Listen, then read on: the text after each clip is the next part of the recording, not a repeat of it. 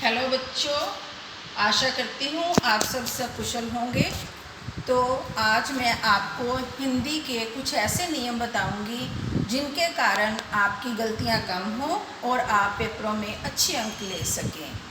वैसे तो मैं पुराने सभी छात्राओं को यह बातें बताती रहती हूँ, लेकिन अपनी कक्षा में अब कुछ नई छात्राएं भी आई हैं, इसलिए उन्हें यह बातें बताना अधिक ज़रूरी है। उनके लिए ही आज का ये लेक्चर विशेष रूप से तैयार किया गया है।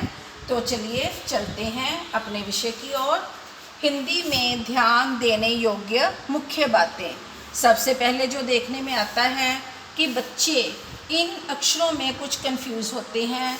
ये है घ पंजाबी दा कग्गा, ध पंजाबी दा तद्दा, थ पंजाबी दा थत्था। अब अगर घ को थोड़ा सा भी ऊपर से मोड़ दिया जाता है तो उसका अर्थ ही बदल जाता है, घ से ध बन जाता है।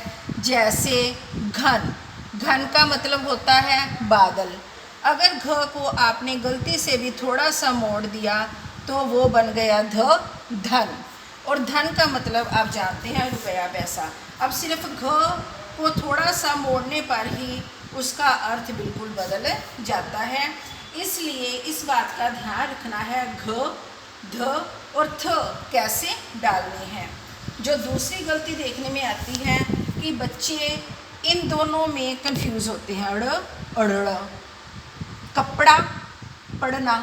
पहले तो जब बोल के देखो तो फर्क पता चल ही जाता है, कपड़ा, पढ़ना। हिंदी को पंजाबी से अगर जोड़कर पढ़ा जाए तो भाषा आसान हो जाती है। ड़ पंजाबी दा राड़ा, ड़ राड़े दे पैर चे हाहा। देखो कपड़ा हम पंजाबी में ऐसे लिखते हैं, कपड़ा।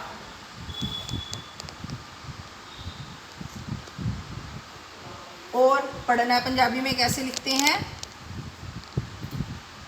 जहाँ भी ड़ के पैर में ह आएगा वहाँ पर आपको इस ड़ का यूज़ करना है, अदरवाइज ड़ की जगह ड़ ही डाला जाएगा यहाँ पे। कपड़ा, पढ़ना, पढ़ना देखो, चढ़ना, सब में ड़ के पैर में ह होता है।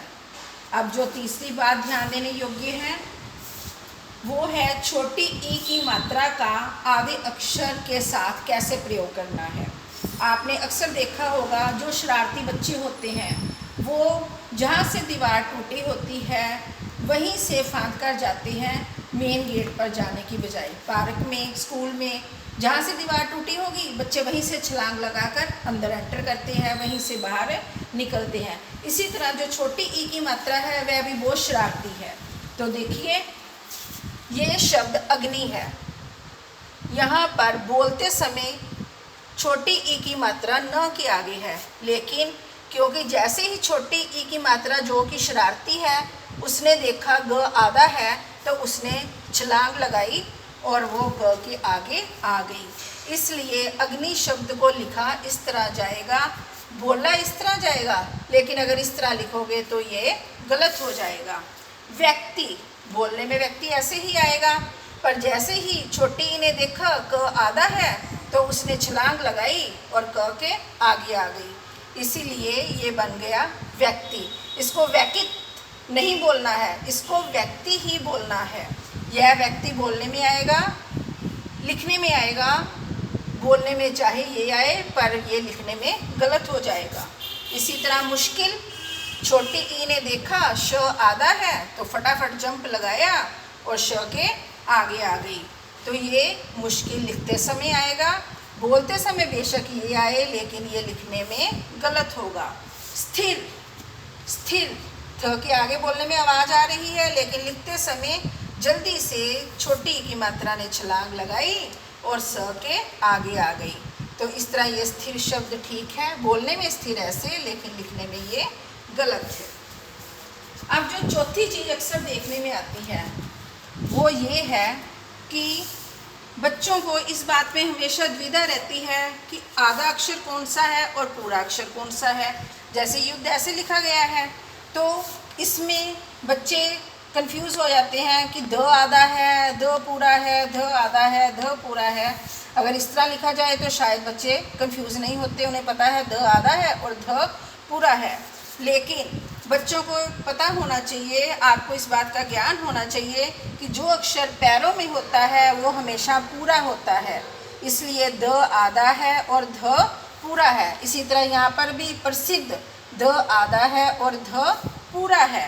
व्रत व आधा है और र पूरा है। जो पैरों में र डाला जाता है उसे पदेन कहा जाता है, जो र ऊपर डाला जाता है उसे रेफ कहा जाता है।